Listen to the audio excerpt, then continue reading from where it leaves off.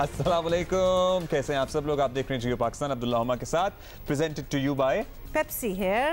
How are you guys? Thank you so much for writing into us. और आप हमसे पूछते हैं कि हमारा रमज़ान कैसा चल रहा है, specially because we don't have a break. अल्हम्दुलिल्लाह बहुत ही अच्छा चल रहा है, नो कंप्लेंट्स एट ऑल. और अब जिसको कहते हैं ना एक आदत सी हो गई है, बिकॉज हमें रमज़ान आने से पहले भी पता होता है कि ये पूरा महीना हमारा और आपका साथ रहेगा हर दिन. So we are very prepared for it and it's actually good. और उन तमाम लोगों के साथ दिली हमदर्दियाँ जिन्हें सहरी के बाद सोने के लिए सिर्फ 1-1.5 घंटा मिलता है और उसके बाद उन्हें 8 बजे या फिर 8:30 बजे अपने घर से निकलकर काम पर जाना पड़ता है. और बहुत बड़ी तादाद है हमारे दोस्त भी ऐसे मौजूद. और लिटरली क्योंकि सहरी के बाद फजर की नमाज पढ़ के जो नींद आती है ना, वो शायद होती है, वो सारी जिंदगी में हर साल में सबसे मीठी नींद वो होती है. वो ही तो नींद होती है, रमजान की नींद बेस्ट वही वाली होती है.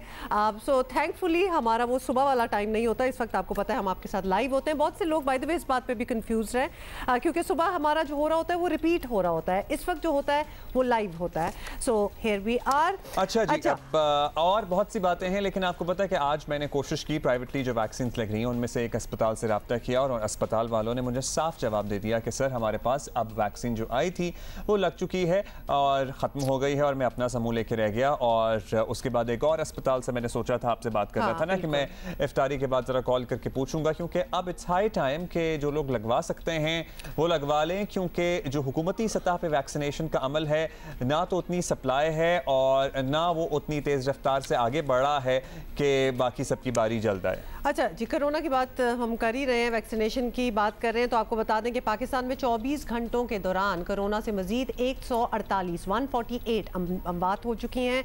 NCOC का ये कहना है. साथ ही उन्होंने बताया कि 24 घंटों के दौरान कोरोना के 5499 यानी ऑलमोस्ट समझे 5500 मुस्बत टेस्ट जो हैं वो रिपोर्ट हुए हैं. पॉजिटिव केसेस जो नए हैं वो आए हैं 5499.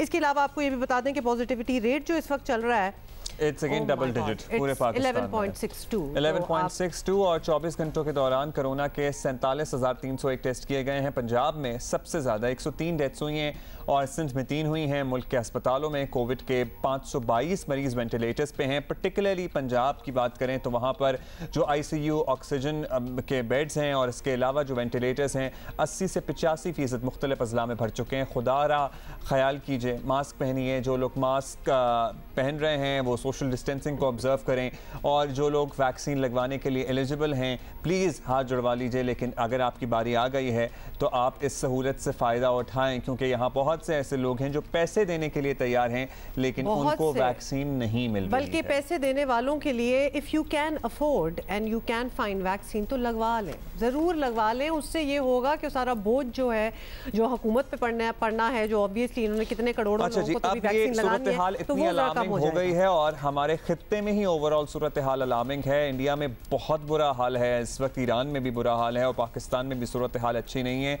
असद उमर साहब ने आज मीडिया पे आके इस सूरत हाल की संगीनी के बारे में बातें की हैं कुछ अहम. लेट्स लिसन टू हिम कि वो क्या कह रहे हैं.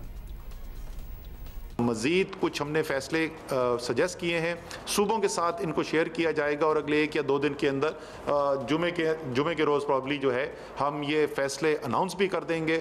इसके अंदर मज़ीद बंदिशें बढ़ानी पड़ेंगी. जिस तेज़ी से इस वक्त हॉस्पिटल के अंदर हमारे मरीज़ आ रहे हैं, ऑक्सीजन के ऊपर ज़ोर पड़ता जा रहा है, अगर इस वबा का ज़ोर हमने अभी फौरी तौर पर नहीं तोड़ा और इसमें कमी नहीं लाए, कोई हमारे पास चॉइस ही नहीं रह जाएगी. आपको बड़े बड़े शहर जो हैं खुदा न खास्ता बंद करने पड़ेंगे. हमारे पास मार्जिन जो है वो चंद दिनों का रह गया है. अगर कौम से हमें ज़्यादा संजीदगी और बेहतर कोऑपरेशन नज़र आएगी, अगर इंतज़ामिया भरपूर तरीके से अपना किरदार अदा कर लेगी, तो उम्मीद है कि वो अल्टीमेट स्टेप जो है हमें ना उठाना पड़े.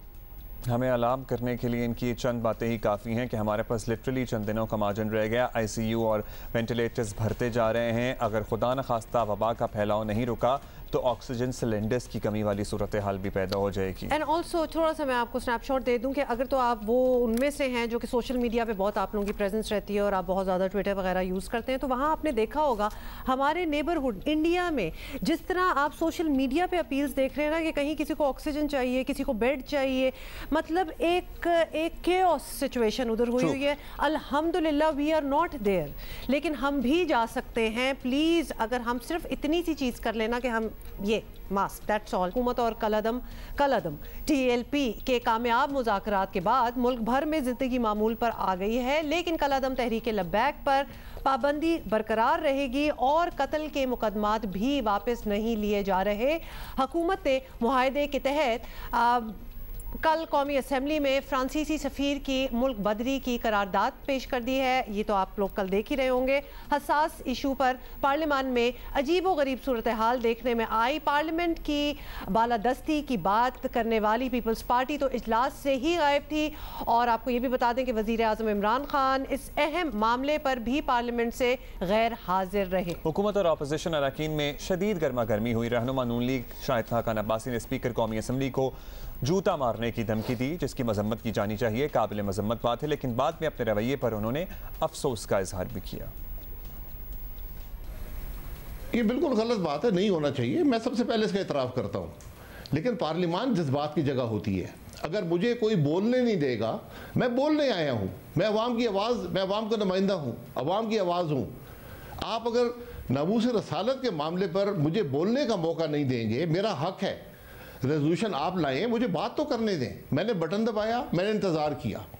स्पीकर साहब बुलडोज करना चाहते थे इस रेजोल्यूशन को। मैंने उससे कहा, ये पहले भी कह चुका हूँ कि स्पीकर की इज़्ज़त उसके हाथ में होती है। मैंने 8 स्पीकर से काम किया, उन सब का आज तक एहतराम करता हूँ। तो स्पीकर साहब ना पार्लियामान के रवायात को समझते हैं, ना वो अपोजिशन को कुछ समझते हैं। अगर वो उन्होंने डायरेक्शन हुकूमत से लेनी है, फिर तलखी होगी। पार्लियामान में तलखी आवाम के लिए होती है। मेरा कोई ज़ाती झगड़ा किसी से नहीं है। ये आपने सुना। और आपको बताएं कि रहनुमा PTI सदाकत अली अब्बासी ने मुतालबा किया है कि शाहिद खाकान अब्बासी स्पीकर से माफ़ी मांगे। स्पीकर साहब के सामने जाके उनको मारने की बात करना बिल्कुल गैर सियासी, गैर जमहूरी और गैर इखलाकी हरकत थी। मैं मुतालबा करता हूँ शाहिद खाकान अब्बासी से कि किसी फोरम आने से पहले स्पीकर साहब से माफ़ी मांगे। ये मुआशरे के लीडर अगर इस तरह की बातें करेंगे तो ख़ानदान के अंदर भी तशद्दुद होगा, मुआशरे के अंदर भी तशद्दुद होगा, बरादरियों में होगा, जिरगों में होगा, अदालतों पे होगा, हर उस फोरम पे होगा। लिहाजा इसको कंडेम करना पूरे मुआशरे का ये फ़र्ज़ है।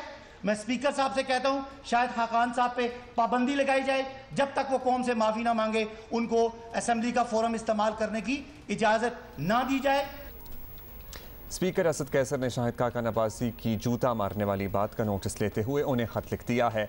ख़त के मतन के मुताबिक शाहिद खाकान अब्बासी 7 दिन में माजरत करें और अपनी पोजीशन वाज़े करें। शाहिद खाकान अब्बासी का रवैया यकीनन नामुनासिब था, लेकिन वज़ीर मज़हबी अमूर नूरुल हक कादरी ने नून लीग को जो इश्तियाल अंगेज़ ताना दिया, उसकी भी किसी सूरत इजाज़त नहीं दी जा सकती। देखा यही गया है कि हर कुछ माह बाद अमन व अमान का मसला सामने आ जाता है। अगर इसी किस्म की बातें चलती रहीं तो चलें, पार्लियामेंट में मामला आ ही गया है। वैसे बाय द वे हम कह रहे हैं ना बार बार, हुकूमत ने बिल पेश किया। हुकूमत तो कल जिन साहब ने बिल पेश किया, एक TV टॉक शो में कह रहे थे कि मैंने एक प्राइवेट मेंबर की हैसियत से बिल पेश किया है, इसका हुकूमत से कोई ताल्लुक नहीं है। ऑल्दो हालांकि सारे बैठे हुए थे, ये सवाल डेफिनेटली बन रहा था कि भाई आप लोगों में से कोई क्यों नहीं उठा। तो यही बात थी ना, वो कहते जी प्राइवेट मेंबर के, हुकूमत, हालांकि मुआहिदा जाहिर है हुकूमत ने किया उनके साथ, कलअदम TLP के साथ। खैर मामला अब यह है कि हुकूमत और अपोजिशन को चाहिए कि वो मुस्तकबिल के लिए एक वाज़ेह पॉलिसी बना लें ताकि ये मामला हमेशा के लिए हल हो ही जाए। हमारे साथ मौजूद है पीपल्स पार्टी के, ज़रा मौक़िफ़ लेते हैं। ऑल्दो कल इजलास में नहीं थी, पीपल्स पार्टी के रहनुमा कायरा साहब ने, कमर ज़मान कायरा साहब ने हमें ज्वाइन किया। थैंक यू कायरा साहब। कायरा साहब, पीपल्स पार्टी तो हमेशा से पार्लियामान की सरपरस्ती की बात करती है। मुस्लिम लीग नून से आपका बुनियादी झगड़ा ही कुछ इसी बात पर था, आई गेस। आप कहते थे पार्लियामान के अंदर रहकर हम ये तहरीक चलाएंगे और इस्तीफे नहीं लेंगे। फिर हालात हाज़िरा का सबसे अहम मामला पार्लियामेंट में आया तो आप लोग नहीं आए। इस तरह पार्लियामेंट का वक़ार बढ़ेगा या मजरूह होगा? एक तो ये है कि इसमें हुकूमती इक़दाम क्या रहे, ये इशू कैसा अच्छा था, इस पर क्या होना चाहिए था और वे फॉरवर्ड क्या है। जहां तक ताल्लुक हमारा पार्लियामान में ना जाना है, वो हुकूमत के बेसिकली इन एक्शंस के खिलाफ है या गलत एक्शंस के खिलाफ है। हमारे मुल्क में जब कभी भी माजी में, हम एक बदकिस्मत कौम है क्योंकि बहुत सारे अजाब हमने भुगते हैं, ये टेररिज्म के और इंतहा पसंदी के और भी बहुत सारे इकोनॉमी के। जब भी कभी कोई बड़ा चैलेंज आया पाकिस्तान की इंटरनल और एक्सटर्नल सिक्योरिटी को या नेशनल हार्मनी को, तो उसके नतीजे में फौरी तौर पे जो भी हुकूमत होती थी वो सारी जमातों को इकट्ठा करके क़यादत को बैठ के मशावरत करते थे और सारी कौमी क़यादत उसको ओनरशिप देती थी। इसके नतीजे में वो एक बेहतर फैसला होता और कौम उसको एट लार्ज कबूल करती थी। अनफॉर्चुनेटली जब ये स्टार्ट हुआ इशू तब भी कौमी लीडरशिप को एतमाद में नहीं लिया गया, पार्लिमान को एतमाद में नहीं लिया गया। वैसे कायरा साहब, आप जिस वक्त की बात कर रहे हैं, हमने कभी नहीं देखा कि कभी कोई कंसेंसस या मुशावरत या किसी खुशी के तहत सारे साथ मिलके किसी इशू पे काम कर रहे हो, तो हमने ऐसी चीज़ वैसे विटनेस नहीं की। कायरा साहब, ये ज़रूर बताइएगा कि वज़ीर आज़म ख़ुद पार्लियामेंट जाए ना जाए ये अलग बात है, लेकिन अरकान पार्लियामेंट को अब ये पूरा इशू सुलझाना होगा, तो क्या अगले सेशन में आप लोग अपनी राय देने के लिए आएंगे? मेरी राय तो जी जिस तरह वज़ीर आज़म ने दी हमने भी दे दी। मैंने गुजारिश की इस करारदाद की कोई हैसियत नहीं है जब तक इसको हुकूमत ओन नहीं करती। जब वज़ीर आज़म ने अपनी पॉलिसी दे दी और मैंने इसकी भी वजाहत कर दी है कि ये क्यों आई है करारदाद, किस तरह आई है। ये दोनों फ्रीकैन लगता यूं है, बज़ाहिर यूं लगता है कि दोनों फ्रीकैन ने फेस सेविंग की है। उन्होंने अपनी कंस्टिट्यूंसी को कि जी करारदाद आ गई है, बस ठीक है, यही हो सकता था, हमने हमारा मुतालबा पूरा हो गया। हुकूमत ने कहा जी हमने आपसे वादा किया था, एक मेंबर के जरिए करारदाद दे दिए, उसके ऊपर क्या अमल दरामद होगा। सिर्फ करारदाद असेंबली में आ गई, पास हो गई, हमने वोट किया नहीं किया, हमारी अपनी रीजंस है, लेकिन क्या उससे कोई मामला सुलझेगा? क्या ये शान नबी के लिए करारदाद जो है ये बड़ी अहमियत की अमल है कि इससे कोई इक़दाम उठाए जाएंगे, इससे कोई फैसला आ जाएगा? तो हम तो समझते हैं कि ये एक लिफापोती से काम लिया जाने की कोशिश है और पीपल्स पार्टी ऐसी किसी कार्रवाई का हिस्सा नहीं बनेगी जिसमें पार्लियामान को सिर्फ स्टैम्प के तौर पर इस्तेमाल किया जाए। थैंक यू कायरा साहब। सर्टनली हुकूमत इस करारदाद को आज सच ऑन नहीं करती। प्राइवेट मेंबर के तौर पर पेश की गई कल असेंबली में करारदाद, लेकिन आप लोग आएँ, हुकूमत से इस बारे में भी बात करें और इस करारदाद को बेहतर बनाने के लिए भी सब मिलकर डिस्कशन करें। रहनुमा PTI कंवल शौज़ब साहिबा हमारे साथ मौजूद हैं। कंवल साहिबा, पिछले चंद दिनों में जो मुल्क में होता रहा बिलाखिर अंजाम को पहुंचा, ऑल्दो लेकिन प्रेशर डालने वालों की बात मान ली गई और मामला पार्लियामेंट में आ गया। अब क्या ये पहले कर लिया जाता तो जिन लोगों की जान गई दोनों तरफ से वो ना जाती, सैकड़ों लोग जो ज़ख्मी हुए, जो अपाहज हुए, वो ना होते, तो आप समझती हैं कि मामला मिस हैंडल हो गया कहीं? प्रेशर डालने वालों की बात नहीं मानी गई है, ना प्रेशर के आगे सरनगू किया गया। पहली दफ़ा हुआ है कि हुकूमत ने अपनी रिट दिखाई है, स्टेट ने अपनी रिट कायम की है, हुकूमत ने अपनी रिट दिखाई है। बात इसलिए मानी गई, डायलॉग इसलिए किया गया कि वायलेंस या तशद्दुद जो है जिस तरह फैल रहा था वो ना फैले और ये आग लोगों के, आम शहरियों के घरों तक ना पहुँचे। क्योंकि अगर अपने मकासद की खातिर चंद लोग या कोई ग्रुप्स या फिर उसमें बैरूनी हाथ भी जिस तरह शामिल हो गए, उन्होंने नामूसे रिसालत सल्लल्लाहु अलैहि वसल्लम को अपने अगर फ़ायदे के लिए या मार पीट या वायलेंस के लिए इस्तेमाल करें तो वो मुनासिब नहीं है। वो रहमतुल्लिल आलमीन है, हमारी जाने अपने नबी पाक सल्लल्लाहु अलैहि वसल्लम पर कुर्बान है, लेकिन आप सल्लम का पैगाम ही रहमत है, पीस है, सलामती है। उन्होंने अपने नाम पे कभी किसी को नहीं कहा कि मारा जाए या तकलीफ़ या ईज़ा पहुंचाई जाए। इसलिए इस खूबसूरत महीने का तकद्दुस कायम रखने के लिए और तशद्दुद को फैलने से बचाने के लिए ये सारे मामला तय किए गए हैं। और जो मुतालबात रखे थे TLP ने, जो उनके साथ मुज़ाकरात हुए, उसमें सिर्फ हुकूमत ने उनके साथ एक मुआहदा किया कि जो उनके मुतालबात हैं उसको असेंबली में मनोआन पेश कर दिया जाएगा। उसके बाद असेंबली उसको डिसाइड करेगी या कमेटी उसको डिसाइड करेगी, वो इम्प्लीमेंटेशन होगी। कंवल साहिबा, आपने जो सारी बातें की, we in principle we agree with you, लेकिन सवाल आपसे यही था कि ये मिस हैंडल हुआ इन द सेंस कि अगर यही सब कुछ करना था तो पहले दिन ही कर देते, 3-4 दिन क्यों लगाए? क्योंकि कितनी जानें चली गई, जिस तरह की पूरा हमने आपको एक फहरिस्त दी है। चले छोड़े ये सारी बातें। पार्लियामेंट में भी जिस अंदाज में ये मामला लाया गया अजीब ही था। शाहिद खाकान अब्बासी ने इंतहाई गलत किया तो पीर नूरुल हक कादरी साहब के ताने भी तो इश्तियाल अंगेज ही थे, आपको मानना चाहिए इस बात को। तो इस माहौल में आप पार्लियामेंट से क्या एक्सपेक्टेशन रख रहे हैं?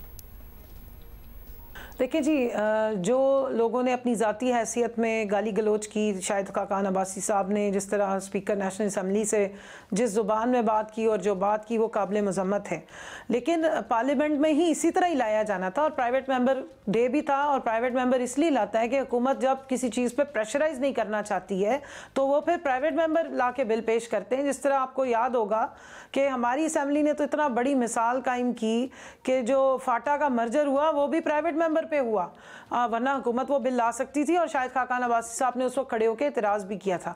तो प्राइवेट मेंबर ने प्रेजेंट किया है और अपोजिशन ने ये सजेशन दी है जिसमें नून लीग शामिल है कि हम इसको जॉइंट रेजोल्यूशन बनाएं और एक यक ज़ुबान होकर ये नामूस रिसालत के लिए जो पैगाम पूरी दुनिया को जाना चाहिए 22 करोड़ अवाम की जानिब से वो हो, तो उस चीज़ को माना जा रहा है और इंशाल्लाह इस पे फोरम पे डिस्कशन होगी और जो बातचीत है वो तरीके से होगी।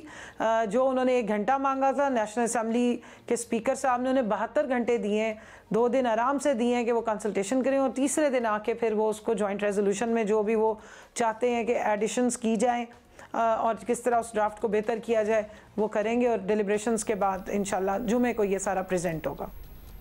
थैंक यू जी कमल साहिबा। इसे ब्रेक लेंगे, वापस आएंगे, कुछ और बात करेंगे।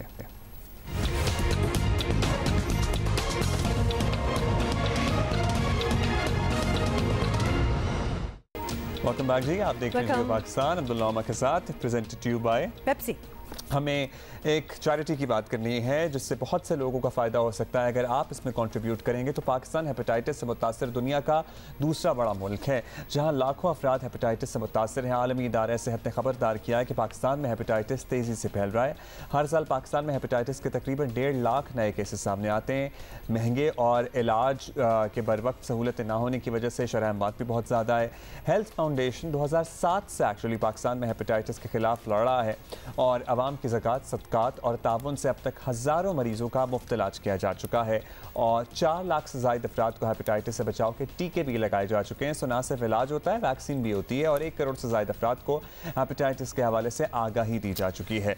इस वक्त हमें ज्वाइन किया doctor Saad Niaz, who is the director of the health foundation. Doctor साहब बहुत बहुत शुक्रिया, आपने टाइम निकाला है। डॉक्टर साहब सबसे पहले तो आपसे यही पूछना चाहेंगे, आप इस वक्त अगर हेल्थ क्राइसिस में से पिक किया जाए तो इतनी चीज़ें हैं दुनिया में और मुल्क में भी, मतलब कैंसर आप देख लें, कोविड तो वैसे ही फैला हुआ है, कैसे लोगों की अटेंशन हेपेटाइटिस पे लाई जाए?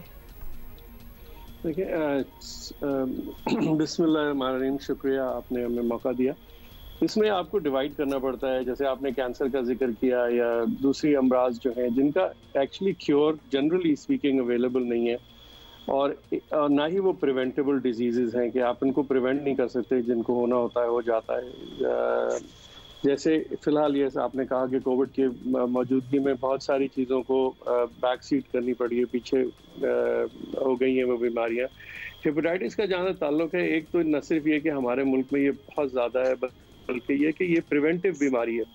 तो प्रिवेंटिव बीमारी होने की वजह से ये आप इसको इस तरह से समझें कि हम अगर अपनी ज़िंदगी में एहतियात कर लें और जो चीज़ें हमारे यहाँ जैसे बार बार इंजेक्शंस लगाना, ब्लड की बगैर स्क्रीनिंग के मिलना और दीगर जैसे बहुत सारे आलात जराई जो इस्तेमाल होते हैं जिनका प्रॉपर स्टेरिलाइजेशन नहीं होना, ये सारी चीज़ें अगर हम अपने पास अपने माशरे से ख़त्म कर दें तो इस बीमारी से न सिर्फ कम हो जाएगी बल्कि बचत भी हो जाएगी।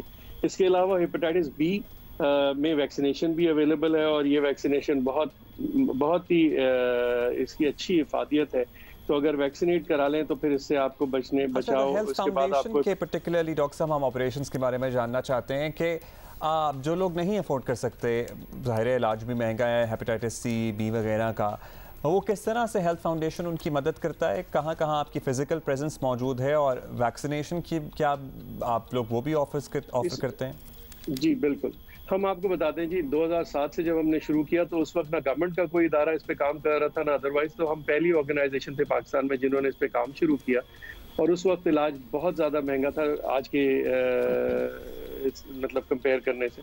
और फिर हमने ये देखा कि हमें लोगों तक जाना पड़ेगा, तो हमने पहले डिस्ट्रिक्ट वाइज तकरीबन 13 डिस्ट्रिक्ट्स में हम जाके इंटीरियर सिंध में भी, पंजाब में भी, बलूचिस्तान में भी हमने जाके वहाँ पे लोगों के अंदर जाके लोगों पे काम किया ताकि उनको आगाही भी दे सके, उनकी स्क्रीनिंग हो, फिर जो पॉजिटिव आए उनका फ्री इलाज हो, जो वैक्सीनेशन जहाँ ज़रूरी है वहाँ वैक्सीनेशन, ख़ास तौर पे हेपेटाइटिस बी के वो बच्चे जो छोटे बच्चे जो स्कूल गोइंग थे, जो इनिशियल इम्यूनाइजेशन से जिनकी नहीं हुई थी, उनको कैचअप वैक्सीनेशन जिसको कहते हैं वो कराना। तो हमने ये सारी चीज़ें की हैं और इलाज, अब जो इलाज है इसमें मैं, ये बड़ा अच्छा मौका है कि मैं लोगों को बताऊं कि हेपेटाइटिस बी और सी दोनों इलाज के इलाज बहुत अच्छे हैं, मौजूद हैं। इस वक्त हेपेटाइटिस सी में तो तकरीबन 98% लोगों का क्योर हो जाता है और इलाज भी निस्बतन महंगा नहीं है। हेल्थ फाउंडेशन फ्री इलाज करती है। आपको डिफरेंट जगहें हैं, जिन्ना हॉस्पिटल में हैं, हमारे पास जैसे मैंने कहा कम्युनिटी में हैं हम, और जिससे भी डॉक्टर्स हैं जो इस इलाज जो हेपेटाइटिस का इलाज करते हैं उनको हमारे बारे में पता है, और अगर मरीज नॉन अफोर्डिंग है या उसको इलाज में इशू है तो वो हमारे पास भेज देते हैं और पेशेंट का इलाज हम करवा देते हैं। इसी तरह वैक्सीनेशन भी हेल्थ फाउंडेशन करती है, लेकिन जो सबसे ज़्यादा इम्पॉर्टेंट चीज़ है वो कम्युनिटी में जाके लोगों को तक इस चीज़ की आगाही पहुंचाना कि ये कैसे फैलता है। ये पानी से फैलने वाला मर्ज नहीं है, इसको ये गंदगी से सिर्फ फैलता नहीं, ये ब्लड के जरिए फैलता है। तो उसको अगर हम अपने आप को इन सब टीके लगवाने से, ड्रिप पे लगवाने से, ब्लड ट्रांसफ्यूजन गैर ज़रूरी कराने से और इन सारी चीज़ों की बेहतर निगहदाश्त करने से कि इनको किस तरह से हम डिस्पोज ऑफ करें, अगर ये कर लें तो हमारे कम्युनिटी में बहुत बेहतरी आ जाएगी। अदरवाइज जैसे आपने कहा कि हम इस वक्त दुनिया में एक्चुअली आई थिंक नंबर 1 हो गए होंगे। जी डॉक्टर साहब ये भी बताइएगा, हमारा राब्ता बंद अच्छा, हुआ है डॉक्टर साहब के साथ हमारा राब्ता लगता है कि ये एक बात डॉक्टर साहब ने जी, अब हमारा राब्ता बहाल हो गया। अच्छा डॉक्टर साहब, हम ये ज़रूर चाहेंगे कि आप मेंशन कर दें कि किस तरह से लोग हेल्थ फाउंडेशन के लिए डोनेट कर सकते हैं, कहाँ पे राब्ता कर सकते हैं, और अगर कोई डोनेट नहीं कर सकता, वो आपकी आगाही मुहिम में आपके साथ आना चाहता है, लोगों में शऊर उजागर करने के लिए आपका वॉलंटियर बनना चाहता है, तो क्या ही और she is welcome to? Absolutely, more than welcome. बल्कि हमारे स्टूडेंट्स के हैं जो THF के फ्रेंड्स हैं जो कि प्रोग्राम किया है, जिन्होंने आर्ट्स एंड ड्राइंग्स की हैं, एंड हमें हर तरफ से लोगों की तरफ से सपोर्ट भी। हमारी वेबसाइट है द हेल्थ फाउंडेशन के नाम से, अगर आप उस वेबसाइट पे चले जाएं तो वहाँ से आपको सारी डिटेल्स मिल जाएंगी, अकाउंट्स की डिटेल्स भी मिल जाएंगी, टेलीफोन नंबर्स भी मिल जाएंगे, और अगर आप वॉलंटियर करना चाहते हैं तो इससे तो अच्छी कोई बात ही नहीं है, बिकॉज बाकी चीज़ें अल्हम्दुलिल्लाह हो ही जाती हैं, लेकिन जितने लोग हो, जितने हाथ साथ मिले, उतना ज़्यादा बेहतर काम होता है। अच्छा डॉक्टर साहब, we are trying to understand here कि काम बहुत ज़बरदस्त है, बहुत अरसे से आप कर भी रहे हैं। Is it totally run on donations? और अगर सिर्फ डोनेशंस पे ही चल रहा है तो एक साल में मतलब आपको तो काफ़ी ड्राइव्स करनी होती होंगी डोनेशन कलेक्ट करने के लिए। How does that work out? कितना अमाउंट चाहिए होता है? ओके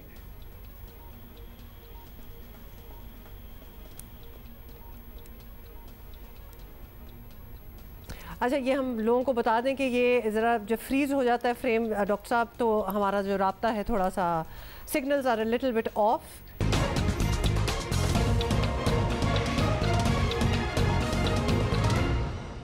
अच्छा, आपको क्या खाना चाहिए? अभी तो साग का मौसम नहीं है, क्या नहीं खाना चाहिए, इसके लिए हमने आज भी एक न्यूट्रिशनिस्ट को दावत दी है। तो फरा सैयद ने हमें ज्वाइन किया है और मुल्क की मारूफ न्यूट्रिशनिस्ट है, AKU से इनका ताल्लुक है। बताइएगा फरा कि क्या खाएं क्या ना नहीं खाएं? फरा, बल्कि नहीं, मैं और फरा डिसाइड कर चुके हैं कि आज हमने क्या बात करनी है।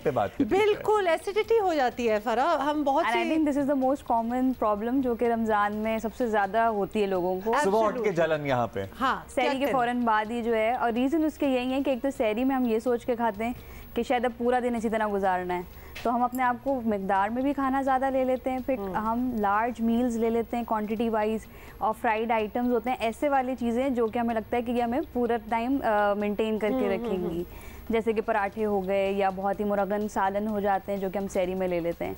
तो बेहतर ये है कि इसको जो है आप इस तरीके से लीजिए कि आप चक्की वाले आटे की रोटी ले लें, दही का इस्तेमाल कर लें, कैफ़ीन जैसे कि चाय कॉफ़ी इसका इस्तेमाल सहरी में भी और अफ्तारी में भी कम करें। अच्छा। क्योंकि ये आपकी एसिडिटी को बढ़ा देती है, जो तेजाबियत है ये इसको इंक्रीज कर देती है। हालांकि अच्छा चलें, इफ्तारी के बाद तो चाय ना पिए तो कुछ अजीब हो जाता है, लेकिन सहरी में भी ना एक साइकोलॉजिकल इम्पैक्ट ज़्यादा होता है कि चाय नहीं पिएंगे तो पता नहीं सर दर्द होगा, क्या होगा। बिल्कुल, लेकिन ऐसा कुछ होता नहीं, कुछ ना कुछ ट्रिगर्स होते हैं लोगों के एसिडिटी के, जैसे कि कुछ लोगों को मिर्च मसालों से भी एसिडिटी हो जाती है, एसिड प्रोड्यूस हो जाता है। क्विकली फरा, जिन लोगों को माइग्रेन के इश्यूज हैं, रमजान में आपको पता है डिहाइड्रेटेड तो ट्रिगर होते हैं माइग्रेन्स। बिल्कुल, आप क्या करें? वो क्या अपने ट्रिगर को खुद मॉनिटर करें या अपने आप को किस तरह से हाइड्रेट रखें, क्योंकि ये बड़ा प्रॉब्लम हो जाता है रोजे में आप कुछ कर भी नहीं सकते। ट्रिगर्स तो हर एक को पता होते हैं उनके, लेकिन हाइड्रेशन का बेस्ट लेवल यही है कि आप सहरी, अफ्तारी और अफ्तारी के बाद तक का जो भी टाइम है उसमें पानी अच्छा खासा पिएं। एक नॉर्मल बंदे को 8 से 13 ग्लास तक पानी पीना ही पीना है, और रमज़ान में हम शायद इससे भी कम पी रहे होते हैं। चाय कॉफ़ी पानी लोगों को लगता है कि लिक्विड फॉर्म में, बट ये और आपका जो है डिहाइड्रेट आपको कर रही होती है। और जो